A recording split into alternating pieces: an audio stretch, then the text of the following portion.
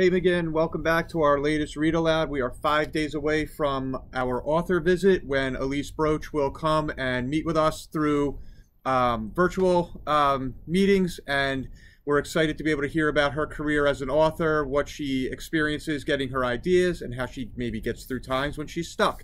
So to get us ready, I'm going to do another one of her read alouds. This is a picture book that is called Bedtime for Little Bulldozer. Here we go.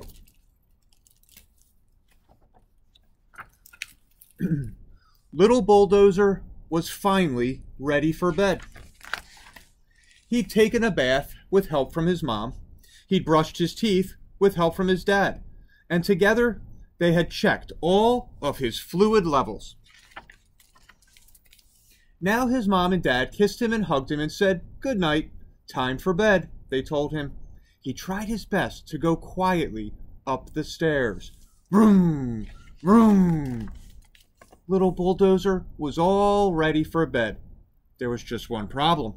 He wasn't sleepy at all. He was too hot, so he used his blade to push off his covers. Then he thought he heard something under the bed, so he decided to have a look. Creak, bump. Phew. There was nothing underneath except his stuffed animals. Little Bulldozer's mother and father came running into the room. "Little B," they cried. "What happened?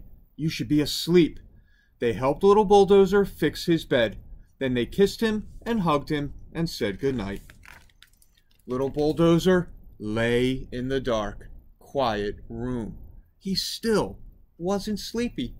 In fact, he was a little chilly.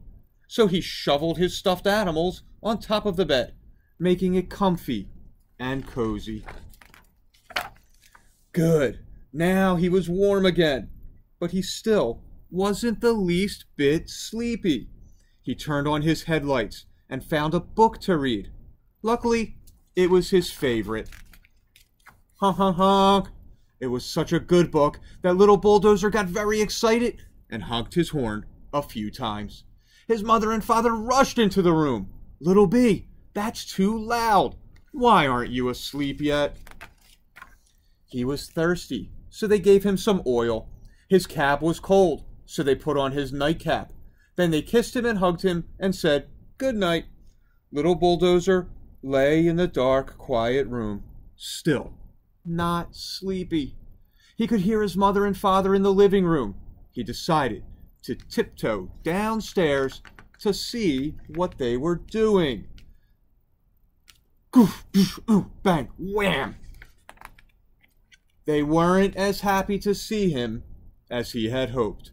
"Little B, it's time for bed," said his mother. "No more stalling," said his father. Little Bulldozer lay in the dark, quiet room.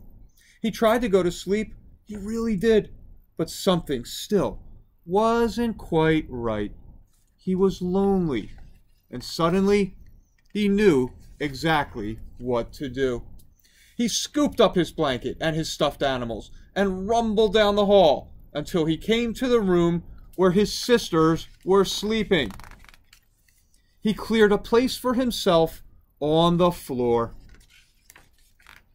And there, in the safe, crowded dark, to the hum of his own engine, Little Bulldozer fell asleep.